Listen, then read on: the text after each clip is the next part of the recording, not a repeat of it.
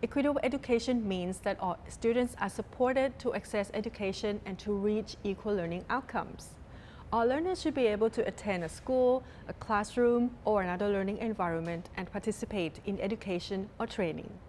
Inclusive education is about everyone learning, developing, being successful, and flourishing together without exception in general education settings.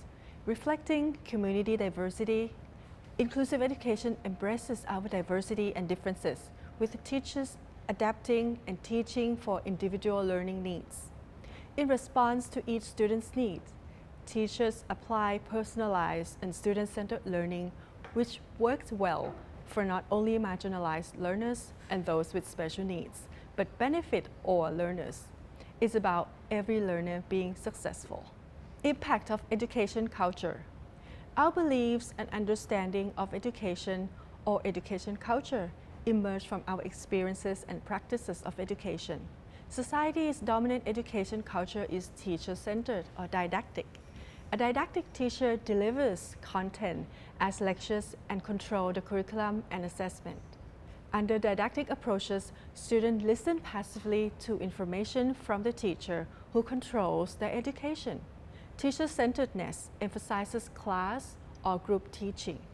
A study by Watson and Rigoluth and many other studies showed a significant advantage for learning using student-centered approaches. However, changing to this approach is complex and requires determined effort by everyone. Importantly, schools and teachers need to show proactive leadership for this change. Teachers' personal beliefs and assumptions. Teachers can find it challenging to change the teaching. Learner-centered education requires teachers to move from being the controller of education to the facilitator of learning. Like many other education professionals, teachers can have an unrealized bias against people from ethnic, religious, or gender minorities or towards people with special needs. According to Global School Leaders Research, in low and middle income countries, over half of the teachers and 36% of principals assume that not all students can learn. Critically reflecting practice is an excellent way for teachers to challenge the assumptions and proactively focus on learner-centered approaches, particularly for students who have learning difficulties, are marginalized, or have difficulty accessing education, getting others support. While teachers are mostly responsible for the learning culture in the classroom, they benefit from support of school principal, other staff, and the surrounding community. Teachers can take leadership to gain the principals' and colleagues' support by demonstrating effective learner-centered education in the classroom. Allocating time. Changing from teacher-centered to learner-centered education requires a change of mindset, pedagogical methods and practices, but it also means a reallocation of resources. Learner-centered approaches require different material preparation and time allocation during learning sessions, according to the learner's activities. The adjustment might be difficult for some teachers, but it does lead to better learning outcomes. Personalized learning. Teacher-centered approaches focus on content and the class, whereas learner-centered education is personalized and focuses on the learner processes to achieve learning outcomes. Each learner has different strengths, learning gaps, and backgrounds, and different needs. This approach empowers learners to take an active role in what and how they learn. Personalized learner-centered learning is preferred for all students, but it is particularly valuable for students with attendance, equity, and learning difficulties. So what can educator or teacher do to ensure every child has access to the best opportunity to learn within class? First, educators need to understand the learner's situation.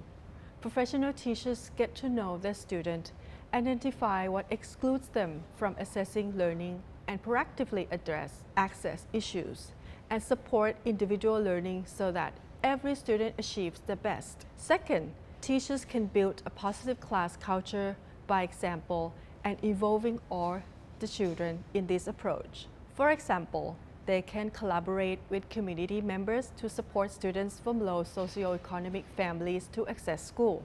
Actively support equity groups such as girls, minority culture, religion, or other marginalized groups to attend and complete education.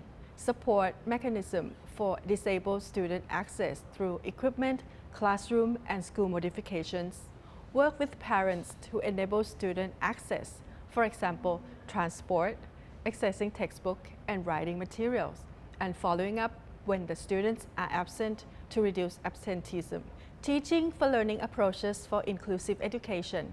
As facilitators of inclusive learning, educators must use various teaching methods for teaching and supporting learning. For example, integrating student collaboration, peer reviews, open access, and problem or phenomenal-based learning are proven to empower learners.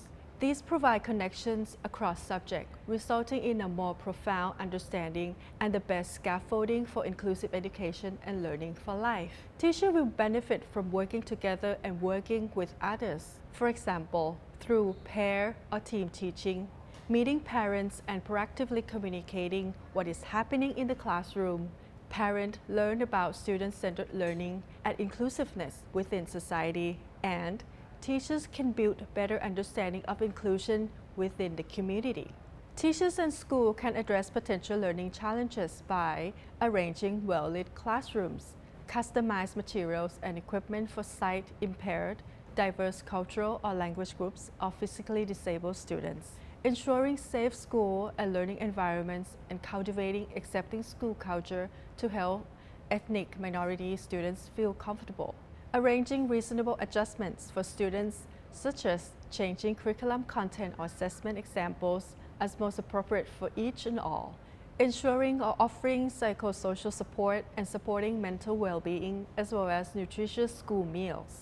We will discuss more what teachers can do to improve equitable and inclusive education in the third video in this module. Personalized and student-centered learning provide learning experiences and learning outcomes that benefit all students.